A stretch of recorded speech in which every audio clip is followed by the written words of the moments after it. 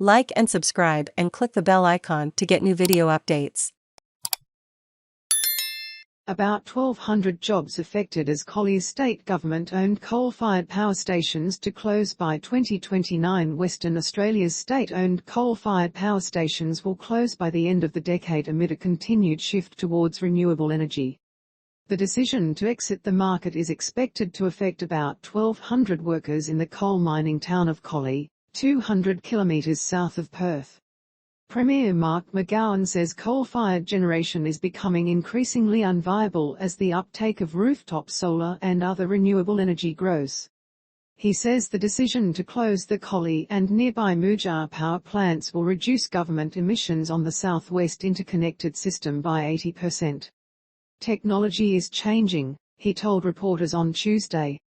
And with the uptake of solar and wind and renewables coming on stream in more and more numbers, it means the demand for coal is going down. The cost to households and the cost to industry of governments continuing to buy coal is becoming higher and higher. Unless something is done, the cost to each household by 2030 for their annual power bill will increase by $1,200. The Collie power station will close in October 2027 and the Muja station will follow 2 years later.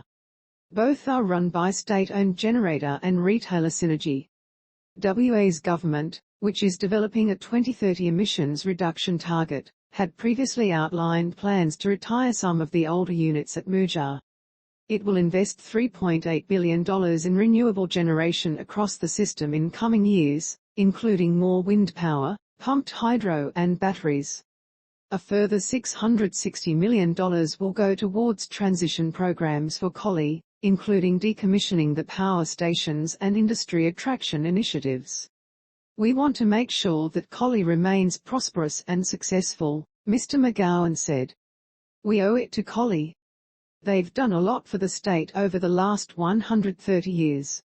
The Premier said the power plants were increasingly expensive to keep open with huge maintenance costs. 1 in 3 WA households have rooftop solar panels, with the collective power generation output exceeding that of the larger Muja plant.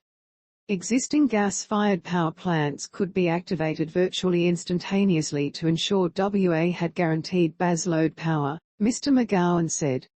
The government doesn't intend to construct any more gas power plants from 2030 onwards but has not ruled out doing so before then. Household power prices will remain capped at inflation until at least 2025.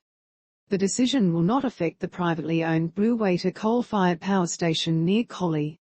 Australian Manufacturing Workers Union State Secretary Steve McCartney said workers in Collie needed more certainty on transition plans. The town of Collie was promised a transition into a new industry. The only thing our members know today is that their jobs are going to disappear, he said in a statement.